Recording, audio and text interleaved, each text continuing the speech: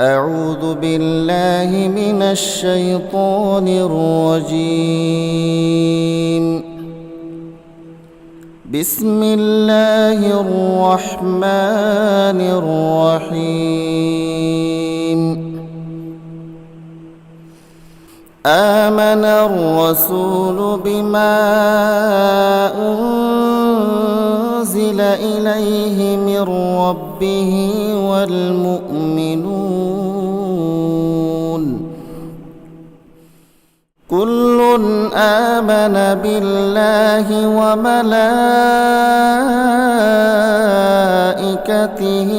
وكتبه ورسله لا نفرق بين أحد من رسله وقالوا سمعنا وأطعنا غفرانك ربنا وإليك المصير.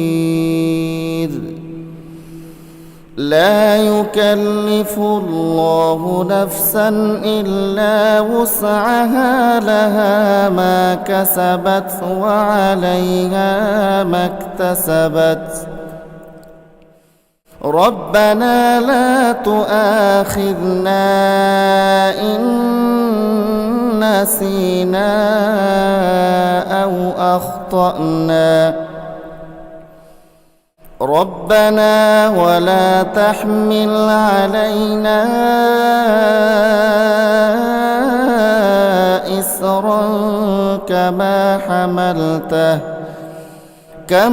حملته على الذين من قبلنا ربنا ولا تحملنا ما لا طاقة لنا به واعف عنا واغفر لنا وارحمنا أنت مولانا فانصرنا على القوم الكافرين.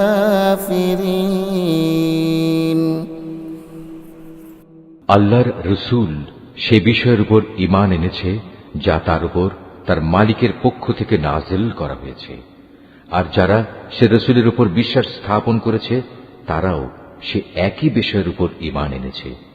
এরা সবাই ঈমান এনেছে আল্লাহর উপর, তার ফেরেশতাদের উপর, তার কিতাব সমূহের উপর, তার রসুলদের উপর। তারা বলে, আমরা তার পাঠানো নবী রসুলদের কারো মাঝে কোন রকম পার্থক্য করি না। আর তারা বলে, আমরা তো আল্লাহর নির্দেশ শুনেছি এবং তা মেনেও নিয়েছি। হে আমাদের মালিক, আমরা তোমার ক্ষমা চাই এবং আমরা জানি আমাদের একদিন তোমার কাছেই ফিরে যেতে হবে। আল্লাহ তাআলা কখনো কাউকেই তার শক্তি সামর্থ্যের বাইরে কোনো কাজের দায়িত্ব চাপিয়ে দেন না।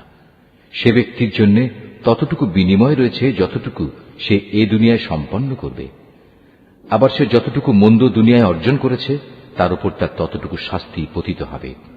অতএব হে মোমেন ব্যক্তিরা, তোমরা এই বলে দোয়া করো, হে আমাদের মালিক, যদি আমরা কিছু ভুলে যাই, কোথাও যদি আমরা কোনো ভুল করে বসি, তার জন্য তুমি আমাদের পাকড়াও করো না। হে আমাদের মালিক, আমাদের পূর্ববর্তী জাতিদের উপর যে ধরনের বোঝা তুমি চাপিয়েছিলে তা আমাদের উপর চাপিও না। হে আমাদের মালিক, যে বোঝা বইবার সামর্থ্য আমাদের নেই তা তুমি আমাদের উপর চাপিয়ে দিও না। তুমি আমাদের উপর মেহেরবানি করো, তুমি আমাদের মাফ করে দাও, আমাদের উপর তুমি দয়া করো। তুমি আমাদের একমাত্র আশ্রয়দাতা বন্ধু। অতএব কাফেরদের মোকাবেলায় তুমি আমাদের সাহায্য করো। Mahfuz, art of nature.